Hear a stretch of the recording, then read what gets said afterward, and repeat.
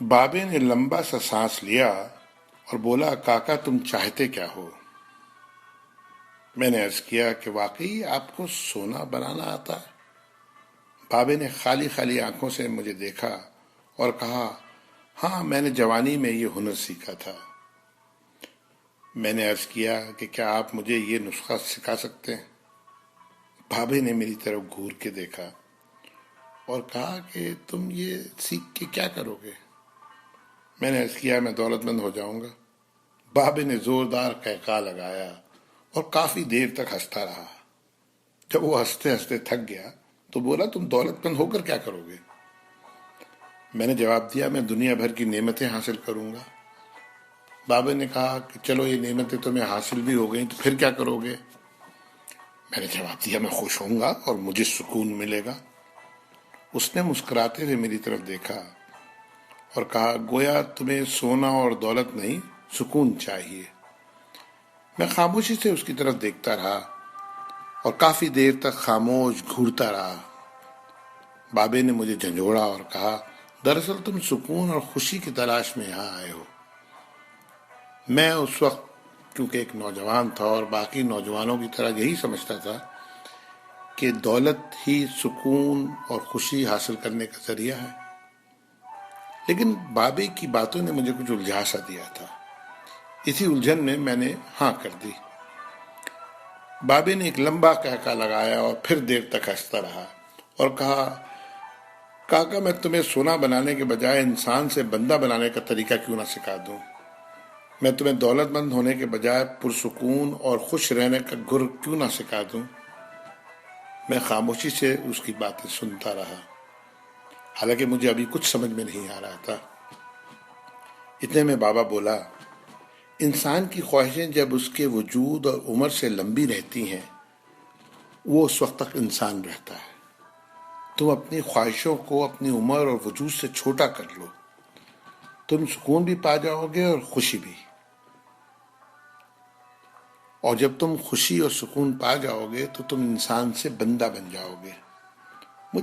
مجھے بابے کی باتیں بالکل سمجھ میں نہیں آ رہی تھی اور بابے نے میری یہ پریشانی بھانپ لی تھی۔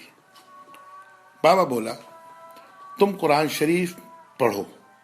اللہ تعالیٰ نے خواہشوں میں لتھڑے ہوئے لوگوں کو انسان کہا ہے اور محبت میں رنگے ہوئے آزاد لوگوں کو بندہ۔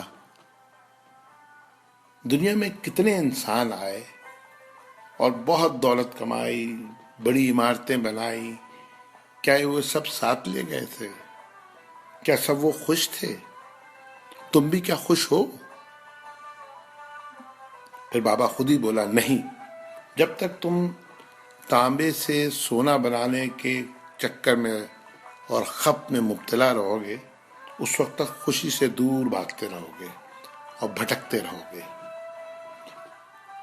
پھر بابے نے ایک چھوٹی سی ٹہنی سے زمین پہ رگڑنا شروع کیا اور کہا، لو میں تم کو انسان سے بندہ بنانے کا نسخہ بتاتا ہوں۔ اپنی خواہشوں کو اپنے قدموں سے آگے نکلنے نہ دو۔ جو مل گیا اس پہ شکر کرو، جو چھن گیا اس پر افسوس مت کرو، جو مانگے اسے دے دو، جو بھول جائے اسے بھول جاؤ۔ دنیا میں بے سامان آئے تھے اور بے سامان ہی واپس جاؤ گے۔ سامان جمع کرنے کی فکر نہ کرو۔ جسے خدا ڈھیل دے رہا ہے اس کا کبھی احتساب مت کرو۔ بلا ضرورت سچ بھی فساد ہوتا ہے۔ جو پوچھے تو سچ بولو، جو نہ پوچھے تو خاموش رہو۔ دینے میں خوشی ہے اور وصول کرنے میں غم۔ دولت کو روکو گے تو خود بھی رک جاؤ گے۔ چوروں میں رہو گے تو چور ہو جاؤ گے۔ اللہ راضی رہے گا تو جگ راضی رہے گا، وہ ناراض ہوگا تو نعمتوں سے خوشیاں اڑ جائیں گی۔ جب تم عزیزوں، رشتہ داروں، اولادوں سے چڑھنے لگو تو سمجھ لو اللہ تم سے ناراض ہے۔ جن سے تمہیں نقصان پہنچا ہو اور مزید نقصان پہنچنے کا اندیشہ ہو ان سے کنارہ کشی کر لو، ان سے بدلہ لینے کی فکر نہ کرو، کیونکہ سب سے اچھا بدلہ اللہ کا ہے۔ جب تم اپنے دشمنوں کے لیے اپنے دل میں رحم محسوس کرو تو سمجھ لو تمہارا خالق تم سے راضی ہے۔ ہجرت کرنے والے کبھی گھاٹے میں نہیں رہتے۔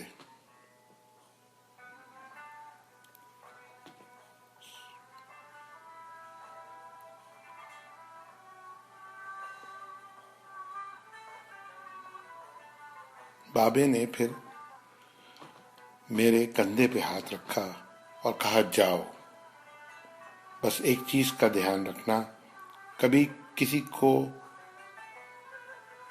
خود سے نہیں چھوڑنا، دوسروں کو فیصلہ کرنے کا موقع دینا، یہ اللہ کی سنت ہے۔ اس نے کبھی اپنی مخلوق کو تنہا نہیں چھوڑا، مخلوق اللہ کو چھوڑتی ہے۔ اور دھیان رکھنا، جو جا رہا ہو اسے جانے دینا، جو واپس آ رہا ہو اس کے لیے اپنا دروازہ کبھی بند نہ کرنا، یہ بھی اللہ کی عادت ہے، وہ واپس آنے والوں کے لیے اپنا دروازہ ہمیشہ کھلا رکھتا ہے۔ تم یہ کرتے رہنا، تمہارے دروازے پہ ہمیشہ میلہ لگا رہے گا۔ یہ اقتباس ہے جس کے مصنف سے میں بالکل نابلد ہوں، لیکن اس کا عنوان تھا کیمیا گر۔ اللہ تعالی ہم سب کو انسان کے بجائے بندہ بنا دے، آمین۔